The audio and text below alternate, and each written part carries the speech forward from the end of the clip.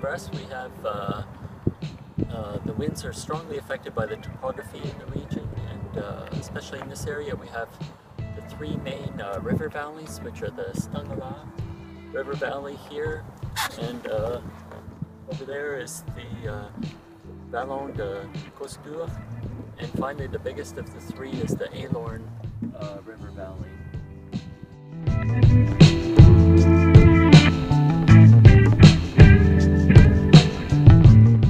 Tend to channel the winds and in this area and interact with the large-scale synoptic winds to create conflicting smaller-scale winds. So behind me we have the Poldar, which is an artificial landmass where the land has been reclaimed from the sea.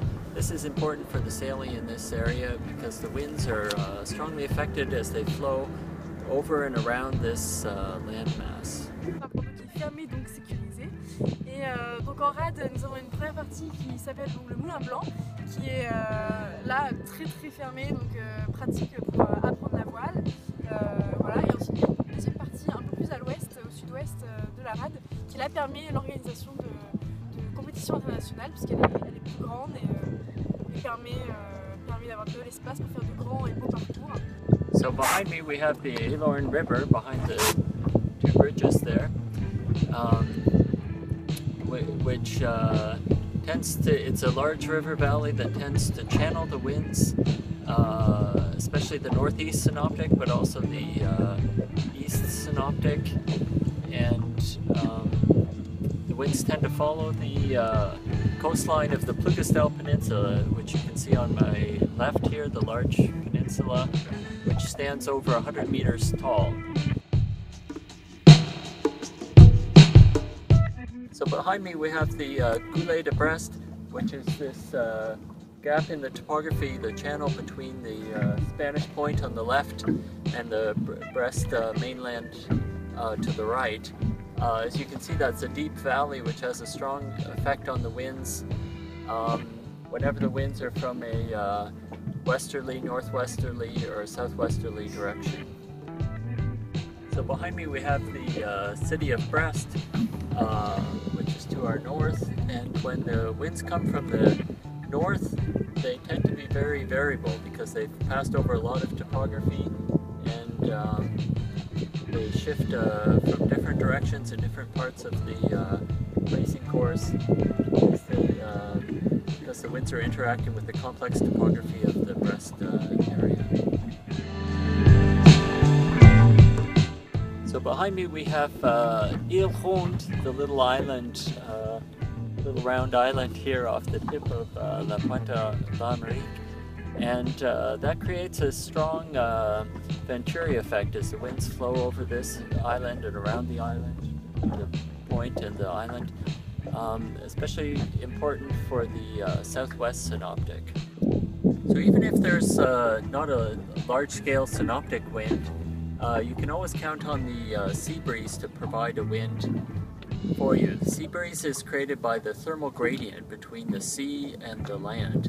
So the land heats up more quickly than the sea does as the sun comes out, and that causes this rising air over the land masses, and which draws the air upwards, and then the cooler air from the over the sea moves onto the land to replace that air that's moving up. So you get a onshore breeze created by this thermal gradient. As you can see in this area we're surrounded by land, so there's lots of opportunity to create a sea breeze.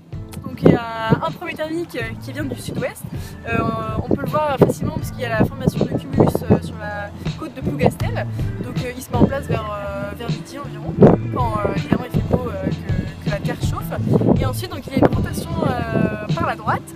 Et donc vers 16h-17h on peut voir aussi des cumulus qui se forment, mais là en côte nord. Et là c'est le thermique de nord-ouest qui se met en place. Donc voilà, le thermique peut monter jusqu'à environ 15 nœuds, ce qui permet d'avoir toujours de belles courses dans du vent et du beau temps.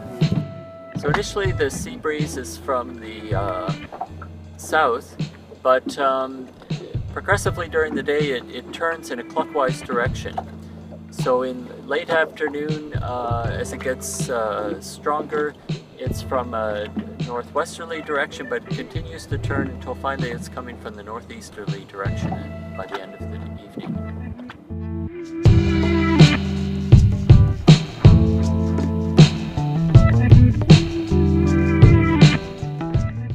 There's a strong tide in this region. In fact, the local currents are dominated by the tides. Even during neap tide, when the tides are a little bit weaker, the currents can be as strong as 1.5 meters or 3 knots.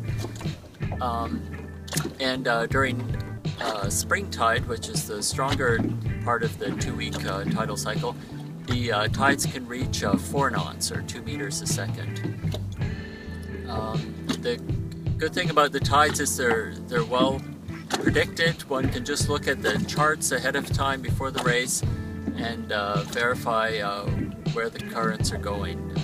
Mostly it's fairly straightforward. There's all the water comes in from the ocean through the Gullet de Brest behind me and enters through there, creates a big whirlpool in this region, and it fills up the Gullet de Brest. Then 6 hours later, it exits through the same Gullet de Brest, and so the currents kind of converge towards the Gullet de Brest. So it's a good idea to look at the maps ahead of time to verify when those currents are. De la houle quand c'est très fort au sud-ouest, du clapot fort et serré quand le courant vient contre le vent.